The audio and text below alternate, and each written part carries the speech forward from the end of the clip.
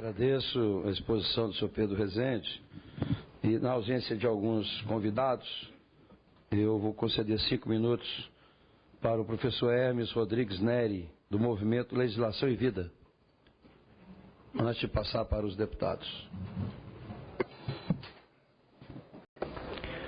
Excelentíssimo senhor deputado Isalci, autor do requerimento desta audiência pública, que parabenizo pela iniciativa, relevantíssima no momento em que vivemos. Demais membros da mesa e aqui presentes, a minha abordagem aqui, nesta complexa questão, será de natureza política. Numa breve fala de 5 minutos, ao que agradeço ao deputado pela oportunidade de participação. Esta Casa de Leis é a instância adequada para os questionamentos aqui apresentados. Viemos aqui, caro deputado, solicitar, sim, a abertura de uma CPI, primeiro um grupo de trabalho para aprofundar, para que investigue, e uma CPI, posteriormente, para fazer as devidas investigações sobre a empresa Smartmatic. Aliás, eu queria perguntar ao nobre deputado se confirma a ausência do representante do TSE e da empresa aqui nesta audiência pública. Os demais membros não são representantes. Então, a gente realmente lamenta que não estejam aqui presentes representantes do TSE e representantes da empresa Smartmatic nesta importante audiência pública. Caros deputados, são muitos os questionamentos, inclusive fora do país, e se as respostas não forem devidamente esclarecidas, o que está em jogo em meio a tudo isso é a nossa democracia e a própria soberania nacional. Ainda no final do dia 26 de outubro, com o término da votação do segundo turno presidencial, e à espera de 3 horas, em que apenas alguns técnicos do TSE tiveram o privilégio de operacionalizar a apuração secreta. A indignação da população, inicialmente pelas redes sociais, tomou conta das ruas, onde ocorreram várias manifestações nas semanas seguintes, cujas reivindicações expusemos no Manifesto pela Democracia, entre as reivindicações, o pedido de auditoria das urnas eletrônicas, especialmente do envolvimento da empresa Smartmatic com o TSE. Cabe lembrar que o voto é secreto, não a apuração. São vários os questionamentos feitos à referida empresa. Há informações de que está sendo investigado nos Estados Unidos, nas Filipinas e em outros países que merecem sim serem aclarados, com uma investigação séria, pois o próprio ministro do STF, Gilmar Mendes, disse que sim, devemos dar a devida atenção a esses questionamentos feitos, cujos indícios de fraudes pipocaram por toda parte. E, como bem dissemos no manifesto, a própria apuração secreta no TSE, por si só, já é uma fraude, né? Invalidando a lisura e a transparência das eleições, independentemente de fraudes pontuais que a tenham acompanhado. Principalmente porque uma nação não pode abdicar do direito à transparência eleitoral. Não devemos considerar o pedido de esclarecimento, como bem disse o ministro Gilmar Mendes, uma ofensa às instituições ou um atentado à democracia. Nada disso, senhor deputado. Devemos estar preparados para prestar essas informações, até porque estamos a falar de algo elementar, qual seja, da legitimação democrática. E aqui, como cidadão brasileiro, representando o Movimento Legislação e Vida, requeiro a esta Casa Legislativa que proceda dentro da constitucionalidade para que esse tema seja objeto, sim, de discussão, pois quis o STF, com a DI 4543, refutar de vez esse direito, por exemplo, o direito do leitor ao voto impresso. Cabe lembrar que a falta de uma comprovação física do voto e a possibilidade de falhas nas urnas eletrônicas, além de fraudes, foram problemas apontados por especialistas em segurança digital, ouvidos em audiência pública, promovida em 2013 pela Comissão de Ciência, Tecnologia, Inovação, Comunicação e Informática do Senado. Por isso, pleiteamos, sim, também o direito ao voto impresso, para que a lisura e a transparência do pleito seja realmente efetiva e que cessem de vez as suspeitas que hoje pairam no ar. Por isso, o pedido de uma CPI se justifica, evidentemente, no início da próxima legislatura, cuja farta documentação a respeito deixamos a Vossa Excelência para a acurada análise. Agora eu quero ainda, nos 2 minutos que me faltam, tratar de uma outra questão que apenas vamos indicar a título de registro, que merece reflexão.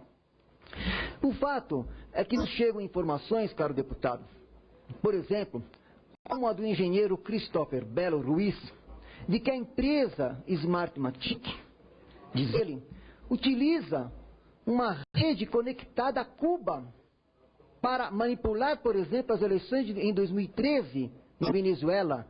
Inclusive a empresa tem estabelecimento lá também. E o próprio general venezuelano Carlos Júlio Peñalosa, que foi comandante-geral do Exército da Venezuela, autor do livro O Império de Fidel, e que fala sobre as ingerências dos Castros na Venezuela, como utilizou a arma cibernética para seu próprio propósito de expansão de seu projeto de poder totalitário em toda a América Latina. Em artigo publicado no jornal Mídia Sem Máscara, conta que a Smartmatic, essa que o TSE contratou para operacionalizar o pleito de 2014, diz o general venezuelano Peñalosa, que a Smartmatic, fundada por 4 inteligentes engenheiros venezuelanos recém-graduados, é uma espécie, segundo ele, de cavalo de Troia, diz ele, desenhado pelo G2 cubano para controlar as eleições venezuelanas, cujo objetivo é perpetuar um governo comunista por trás de uma máscara democrática na Venezuela. Sei que não vou ter tempo, caro deputado, para detalhar essa questão, mas está aqui toda a documentação. Peço apenas atenção, rapidamente, aqui para o que ele diz a respeito do Procer. Isso tem a ver conosco. Ele conta que há um plano de controle eleitoral revolucionário, Procer, que é a primeira aplicação cibernética do Projeto Futuro. O nome do projeto, Projeto Futuro de Fidel Castro. Formulado como parte da estratégia a utilizar um cenário internacional que Castro chamou de a Batalha das Ideias. O objetivo é construir o que eles chamam a pátria grande socialista, dirigida vitaliciamente por Fidel e seus sucessores mediante o controle das mentes nos países dominados. E mais, o plano Procer foi desenvolvido no máximo segredo por um seleto grupo dos mais brilhantes professores e alunos da Universidade de Ciências Informáticas, UCI, de Cuba, em conjunção com o G2. Seu objetivo foi controlar o sistema eleitoral venezuelano desde Havana. E isso pode ter sido feito também no Brasil em 2014, e que o plano Procer para a Venezuela complementa a política de infiltração de agentes e guerrilheiros que Fidel manteve desde que chegou ao poder em 1959.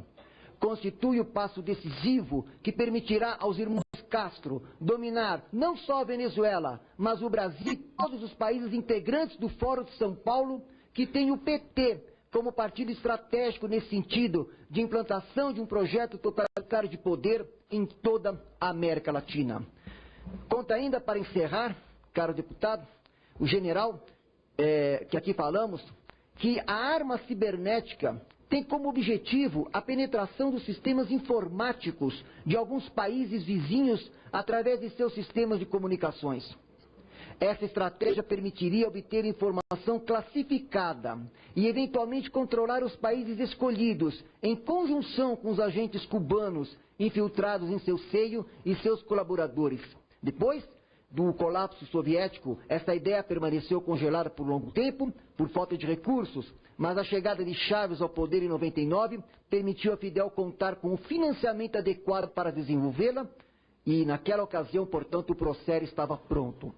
Para concluir, esse ponto que nós estamos trazendo aqui, para executar o plano Procer, entrou em cena a Smartmatic. E o general narra em detalhes como tudo isso aconteceu. E que o meu tempo é exíguo nesse momento, mas que eu gostaria de deixar aqui registrado que requer essa Casa Legislativa tomar conhecimento dessas ligações e averiguar tudo isso, inclusive para realmente esclarecer tudo isso, pois, caro deputado Isalci e todos aqui presentes, o que está em jogo, em meio a tudo isso, é a nossa democracia e a própria soberania nacional. Tenho, como disse, aqui farta documentação que deixarei ao deputado Isalci, sugerindo, deputado, que se forme um grupo de trabalho para o aprofundamento dessa questão e até mesmo, como disse no início, uma CPI para investigar no começo da próxima legislatura a fundo essa relevante questão pelo bem do Brasil. Que a Casa tenha coragem de iniciar a verdadeira reforma política com a alteração da legislação eleitoral, instituindo o voto impresso. Muito obrigado pela oportunidade de participar desta audiência pública. Bem, agradeço ao professor Hermes e, como autor do requerimento, eu quero primeiro registrar, a audiência pública sem o contraponto fica muito difícil. Eu acho que, independente dos técnicos do Tribunal Superior Eleitoral estarem ausentes, com compromisso do TSE, acho que alguém poderia ter substituído, para fazer o contraponto, bem como a empresa e outros que foram convidados. Mas eu quero rapidamente